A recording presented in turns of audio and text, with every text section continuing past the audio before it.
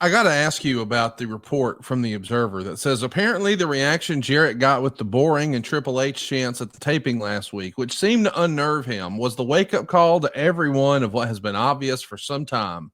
I can't imagine them putting the title on Nash just because putting him in a title match alone may be a decision regretted. It's clear Dusty Rhodes has the mentality of guys who can draw being guys with track records. So logic then says if Jarrett loses, DDP, who Rhodes has been friends with dating back to Florida Championship Wrestling, is the logical successor. So here's what I want to ask you, Jeff. We've talked about this before because the knock on you and the narrative from all the Jeff Jarrett haters out there has been, oh, he had to develop his own company to make himself champion.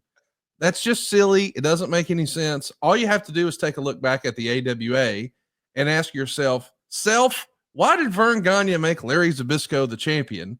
Well, because it was his son-in-law. He's not going anywhere. And if you're not in a place in your company where you can offer guaranteed contracts and big monies to really lock somebody up, you're susceptible to WWE literally plucking whoever they want, but they couldn't pluck you because it's your company. So you're going to be there. So that made all the sense in the world to me.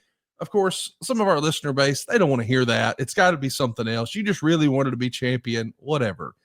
But I do want to ask you, is there a line between when the fans really don't like him, he's a heel, he's doing his job, versus, no, he's a guy we don't want to see?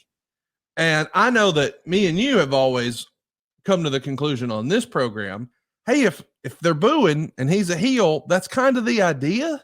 But is there a fine line where it's like, hey, this is go away heat now? Do you think your character got to that place, or have you ever seen it? Or is that just a construct that exists online and it's not real?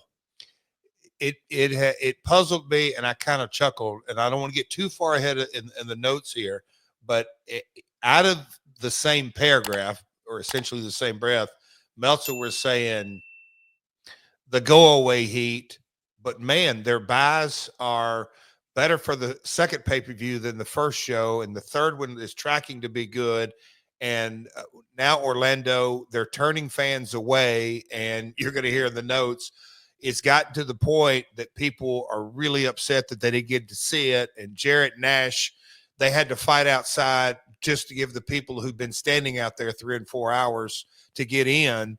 And I mean, Conrad, the basis of this whole podcast, in a lot of ways, you didn't like me and you didn't like this, and others to this day, like, man, until you did that podcast, I really hated you. And to this day, Bischoff hated my outfits, you know, the one style of outfit. And just, I mean, we could go on and on and on about the emotion that I believe I have conjured up through the years.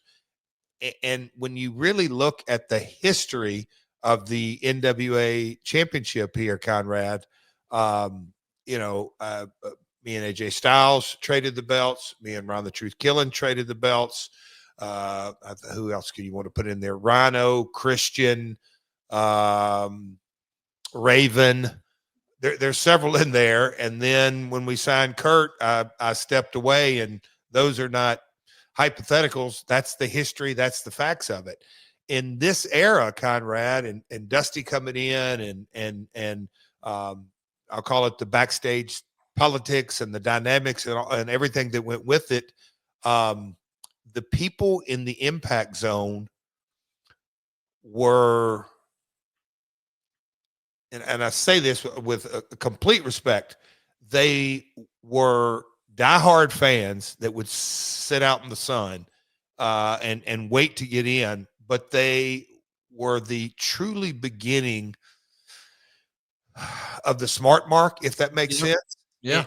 And so when they're chirping and all of that, it's it's kind of the nature of the you know, years ago, this is awesome. And, you know, back in the day, I hated that because it's like, okay, or no, yeah, this is because, okay, you're kind of applauding that it's a performance as opposed to emotional match. Okay, times change. You got to evolve with the times and all that. But Conrad, the quote unquote go away heat, I believe the sound of go away heat is silence. Yes. Well said. Thank you for dropping the knowledge on us, because all the business metric points to, hey, it's working. But when you do have this vocal majority, because that's what I'll call it online, but that, by the way, has existed not just for you. It wasn't that long ago. It existed for Roman Reigns. But Go ahead. Yeah, and like you could go through multiple folks, I believe, that when you have a mainstay, if you will, Yes. I think that's the easiest way to say it is that kind of Is overexposure the right word? well, no, here's where I'm kind of going with it. The people that are, and here's why I truly want to defend them. Those folks that never miss and that are at every taping and are not going to miss it. And I can hear a bunch of different voices in my head that I respect a lot through the years. Those people that are there, and these are the key words, every week. Yes. Are you really promoting to them? Because we know we want people. They're there every week. Yeah. We want the people that may be on the fence or on the fringe in the build. And the facts really speak for themselves. We're talking about 05 here. In 06, I thought there was a much bigger, and I think to this day, the hell, MJF is still a mark because he'll still reference it from time to time. Oh, Jeff, you made the champion I mean, you made the company, so you could be champion. I just, okay, chuckle and all that. But there is a segment or people out there that believe that. But when you look at me holding on to the title and people were pissed off when finally it was my title against Sting's career, it did, again, it set a record for pay-per-view buys. Not dollar figures, because we went up in price and HD and all that, and later the dollars. But it was, right up there.